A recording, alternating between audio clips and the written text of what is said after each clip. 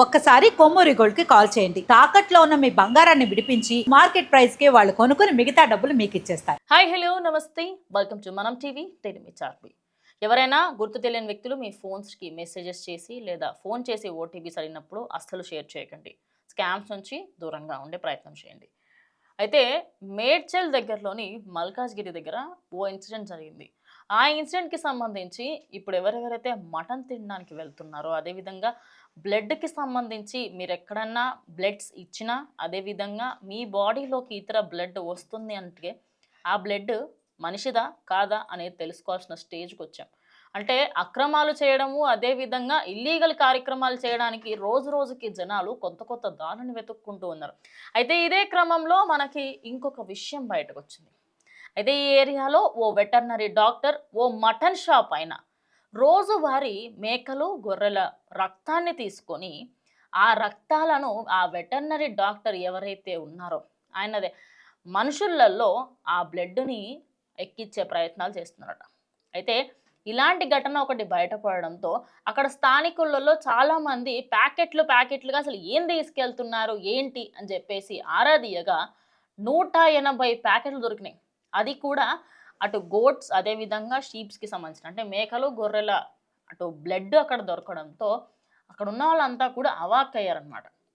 అయితే ఆ బ్లడ్ని తీసుకువెళ్ళి అటు హ్యూమన్స్కి సంబంధించి కూడా యూజ్ చేస్తున్నారని, అదే కాకుండా ఆ వ్యక్తులు ఆ డాక్టర్ ఇంకా ఈ మటన్ షాప్ వాళ్ళిద్దరూ కలిసి గత కొన్ని రోజులుగా ఈ కార్యక్రమాలు నడుపుతూ ఉండడంతో ప్రజెంట్ అది పోలీసుల కంట చిక్కిన వెంటనే అక్కడికక్కడే వాళ్ళని నిందితుల్నిద్దరిని పట్టుకోవడం కూడా జరిగింది.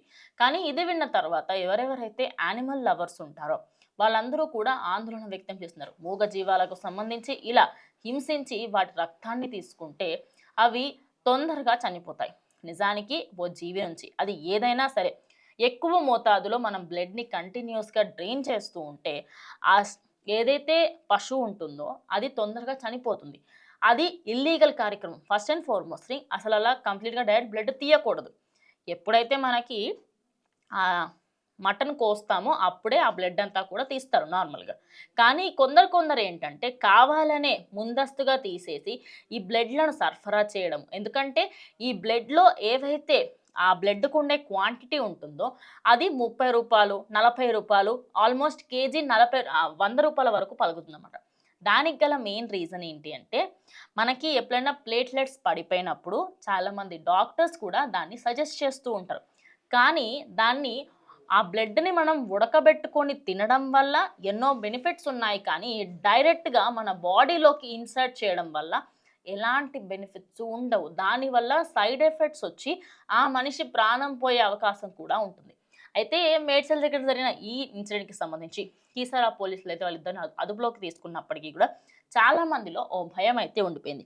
మెయిన్ థింగ్ ఏంటి అంటే ఇప్పుడు 180 ప్యాకెట్స్ దొరికాయి. అంటే దీనికంటే ముందు వాళ్ళు ఎన్ని ప్యాకెట్స్కి సంబంధించి వాళ్ళు అంటే ముందు ఇంకెన్ని తీసుకున్నారో వాటికి సంబంధించి ఇంకెలాంటి డీటెయిల్స్ లేవు కదా. అంటే ఎన్ని రోజుల నుంచి నడుపుతున్నాయి, నెలల నుంచి నడుపుతున్నారు అనేది కూడా ఎలాంటి క్లారిటీ లేదు. అయితే ఈ వార్తకి సంబంధించి మనకి తెలిసిన దాని ప్రకారంగా చూసుకుంటే ఈ ఎక్స్పోర్ట్స్ అండ్ ఇంపోర్ట్స్లో కూడా ఈ మేక రక్తానికి మంచి డిమాండ్ ఉంటుందన్నమాట. ఆ మేక రక్తం నుంచి కొన్ని మనము ఏదైతే తాగే వ్యక్తులకు కానివ్వండి లేదా మెడిసిన్స్లో ఆ కొన్నిట్లలో వాడుతూ ఉంటారనైతే ఒక రీసెర్చ్ ప్రకారం ఒక దగ్గర చూశాను. కానీ అది వాడే పద్ధతి ఉంటుంది. ఆ బ్లడ్ని ఏదైతే ఉంటుందో మనం సినిమాలలో కూడా చూస్తాం. అదేవిధంగా చాలా ప్రాంతాలలో ఇప్పటికీ కూడా హైదరాబాద్లో ఎన్నో ఇండ్లలో ఆ రక్తాన్ని ఉడకబెట్టి దాన్ని తింటారు, మేక రక్తాన్ని. బికాస్ అది బాడీకి మంచి చేస్తుంది కాబట్టి. కానీ ఆ రక్తాన్ని బాడీలోకి ఇన్సర్ట్ చేసే కార్యక్రమాలు చేయడము ఇలాంటివన్నీ చేస్తూ ఉండడంతో వీళ్ళపైన కఠిన చర్యలు తీసుకోవాలి అని చెప్పేసి జంతు ప్రేమికులు అయితే ఇప్పుడు చెప్తున్నారు. మరి ఈ వార్త విన్న తర్వాత మీరేమనుకుంటున్నారు? ఇలాంటి ఘటనలు జరుగుతూ ఉంటే అసలు ఇల్లీగల్ కార్యక్రమాలకి ఎలాంటి అంటే ఎన్ని తోవాలు ఉన్నాయి, ఐ మీన్ ఎన్ని దారులు ఉన్నాయి అనేదైతే క్లియర్గా అర్థమైంది. అంటే రోజు రోజుకి ఇల్లీగల్ కార్యక్రమాలు చేసే వాళ్ళు ఎక్కువ అవుతున్నారు. అంటే అడ్డదారులలో వెళ్ళి డబ్బులు సంపాదించాలి అనుకోవడం ఒక అంతుకి పిచ్చితనమే.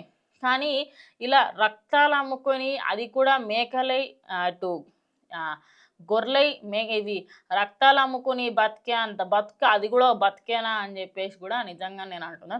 మరి ఈ విషయం పైన మీరేమనుకుంటున్నారు ఖచ్చితంగా కమెంట్ చేయండి. ఇది వాడి వీడియో, ఇంకో వీడియోతో మళ్ళీ కలుస్తాం. అంటే కీప్ వాచింగ్ మనం టీవీ.